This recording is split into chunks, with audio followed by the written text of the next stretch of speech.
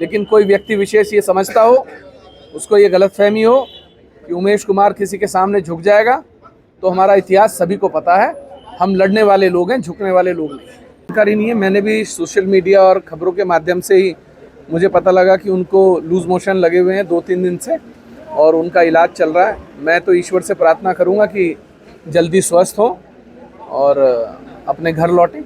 मैं जब से विधायक बना हूं तब से लेकर आज तक 3 साल वो लगातार मुझे सिर्फ गाली देते आ रहे हैं। मैं जब से विधायक बना हूं तब से लेकर आज तक 3 साल वो लगातार मुझे सिर्फ गाली देते आ रहे हैं। कभी कहते हैं कि मेरा जूता 11 नंबर का है, उसमें 11 उमेश है, थप्पड़ मार दूंगा, मुंह तोड़ दूंगा। ये कौन सी भाषा है? ये कौन सी एक मर्यादा है कि आपको यही नहीं पता कि आपको बोलना क्या है? कब तक बर्दाश्त करा जाएगा? तो जो हुआ वो दुर्भाग्यपूर्ण है और मुझे लगता है उत्तराखंड में ऐसा नहीं होना चाहिए। जानकारी नहीं है, मैंने भी सोशल मीडिया और खबरों के माध्यम से ही मुझे पता लगा कि उनको लूज मोशन लगे हुए हैं 2-3 दिन से और उनका इलाज चल रहा है। मैं तो ईश्वर से प्रार्थना करूंगा कि जल्दी स्वस्थ हो और अपने घर लौटें।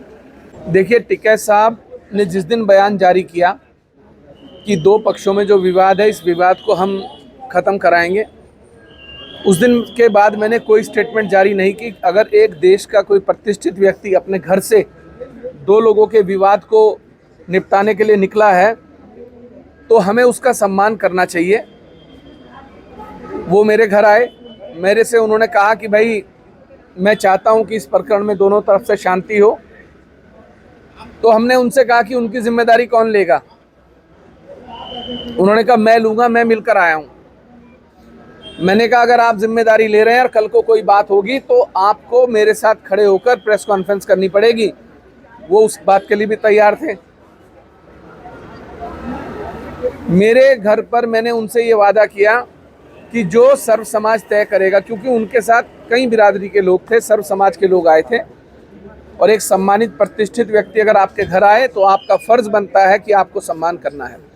मैंने उनसे कहा कि ठीक है, मुझे कोई ऐतराज़ नहीं है अगर आपने इस पहल की है और दोनों तरफ से 25-50 लोग बैठ जाएंगे और जो समझौता सर्व समाज तय करेगा मंजूर होगा।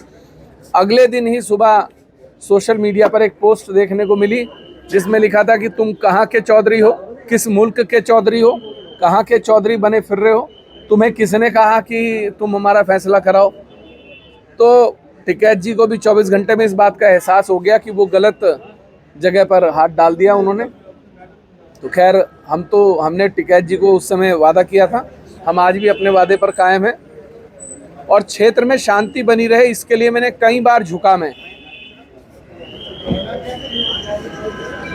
झुककर मैंने बिरादरी से माफ़ी मांगी कि अगर समाज को कहीं मेरी बातों से तकलीफ हुई है तो मैं माफ़ी चाहता हूँ।